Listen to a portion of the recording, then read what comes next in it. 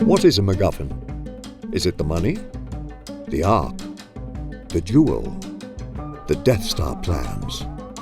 In storytelling, there is perhaps no concept more misunderstood or debated than the MacGuffin. My mojo. In this video, we'll dissect the trope's evolving meaning and discuss how it is used in screenwriting to create a riveting plotline.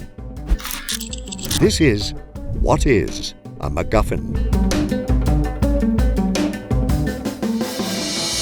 Before we get started, subscribe and click the bell for more videos on filmmaking.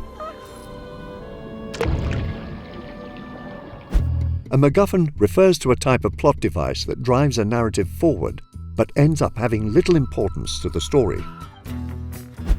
In other words, it is something that the characters care about, but is inconsequential for the audience. This is why we're here. Unobtainium. Because this little gray rock sells for 20 million a kilo. That's the only reason. The MacGuffin is mostly associated with director Alfred Hitchcock, but the term itself is usually credited to his collaborator, screenwriter Angus MacPhail. A MacGuffin you see in most films about spies. It is the thing that the spies are after. It's always called the thing that the characters on the screen worry about, but the audience don't care. One way to recognize a MacGuffin is whether or not it can be replaced without affecting the story.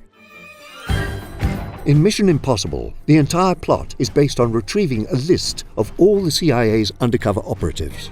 But this could easily be exchanged for nuclear codes or a biological weapon.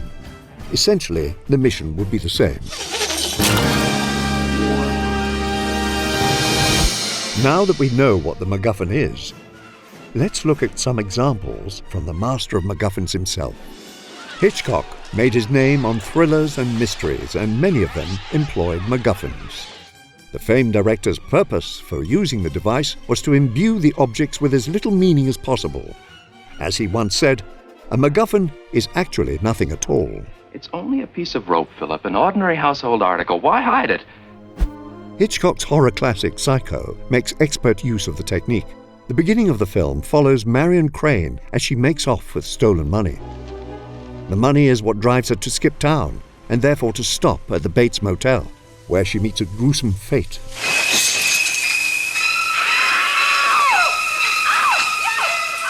Norman unwittingly packs the money into the car and sinks it. By the end of the film, we've all but forgotten about the money, making it a MacGuffin in the purest sense. It's crucial to moving the plot forward, but holds no other significance. According to Hitchcock, a perfect example of the MacGuffin is in North by Northwest. My best MacGuffin, and by that I mean the emptiest, the most non-existent, and the most absurd. Little treasure here has a belly full of microfilm. The heart of the film story lies in the relationship between Thornhill and Eve. But the second half of the movie follows the two as they try to track the microfilm that is being trafficked illegally by Van Damme. Tell me, what's Van Damme up to? Oh, you could say he's a sort of importer-exporter. Of what? Oh, government secrets, perhaps? The search for the microfilm leads the two into massive set pieces and suspenseful sequences. But like any good Hitchcock MacGuffin, the microfilm is meaningless and unimportant to the audience. It could have been anything, as long as Thornhill and Eve are searching for it together. Thank you. It's quite all right. And solidifying their relationship. To a long and lasting friendship. We could spend all day listing Hitchcock's MacGuffins, but let's look at a slightly different definition employed by another legendary filmmaker. Years after Hitchcock mastered the MacGuffin, George Lucas introduced a different approach to the technique. And action! Unlike Hitchcock, Lucas believes that an audience should care about a MacGuffin. You have chosen wisely. It should both drive the plot and have real meaning to both the characters and the audience. This has caused a lot of confusion and debate because it contradicts Hitchcock's original meaning. Some wonder whether Lucas's version should be called a MacGuffin at all. Lucas has used his version of the device in many of his films. For example, in Star Wars, A New Hope. The main driving force in the movie is really R2-D2. He's what you say in the movie business, the MacGuffin. The plans R2-D2 carries is what the rebels eventually use to destroy the Death Star in the finale. Unlike Hitchcock's MacGuffin, these plans never lose importance to the plot or the audience.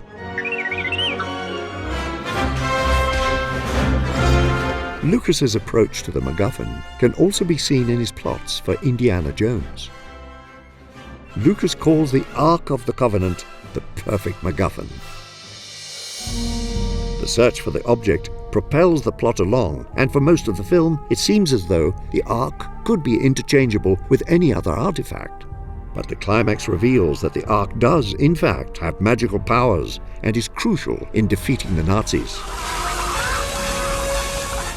The Ark continues to have unique significance through to the end of the film, as Indy wants to keep studying the object. I don't know what they've got there. Well, I know what I've got here. The Ark isn't the heart of Raiders, but it's more important than a Hitchcockian MacGuffin. Now that we've covered the variety of uses for a MacGuffin, let's see how the trope can be used in your own project. You bring me the money and I let her go. A MacGuffin isn't right for every movie, but there are a few reasons why you may want to use one. First, a MacGuffin can streamline a plot. It can propel it forward without requiring too much exposition. The rabbit's foot, where is it? In Mission Impossible 3, no time is wasted explaining what the rabbit's foot is. The rabbit's foot, what is it? But it is immediately clear that it is massively important to these characters.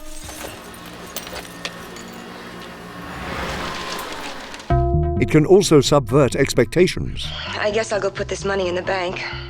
By removing the MacGuffin, or adding one late in the story, a filmmaker can change the direction of the plot on a dime, as we saw in Psycho. A MacGuffin's fading significance can also indicate character growth. It is my honor to bestow upon you the Medal of Heroes. Perhaps a protagonist is after one thing in the beginning, but realize they were after something else all along. The first step in writing a MacGuffin is clearly understanding which type your MacGuffin is. Is this object truly replaceable like a Hitchcock MacGuffin? Or is it important to both the characters and audience like a Lucas MacGuffin? Second, the MacGuffin shouldn't take up too much focus. Not on the rug, man. It should be clear why it's propelling the plot, but that's about it. Think of the briefcase in Pulp Fiction. We know it's something Jules and Vincent need to get, and that's it. We happy? Yeah, we happy. The audience is forever curious about what's inside the case. What is it? But it takes up very little focus from the plot and characters. It's beautiful. A third MacGuffin rule of thumb: the heart of your story should lie elsewhere. If your audience doesn't care about the MacGuffin, something truly meaningful needs to take its place. We got about 4 days to get to that treasure. After that, it'll be at the bottom of a lake. In Oh Brother, Where Art Thou?, Everett has convinced his fellow inmates to escape in search of a secret treasure.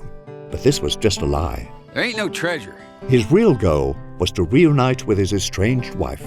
Damn it, I had to bust out. My wife wrote me she was getting married. I gotta stop it. Once you've identified your MacGuffin, identify the real meat of your narrative. Give me your hand!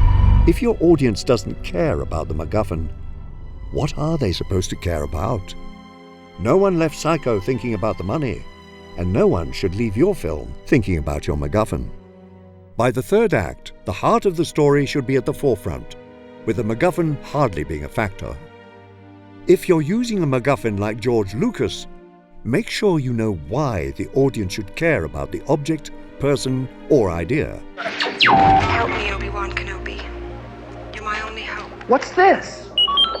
What are the stakes attached to it? When it's finished, you'll find this where I told you. What are its unique properties?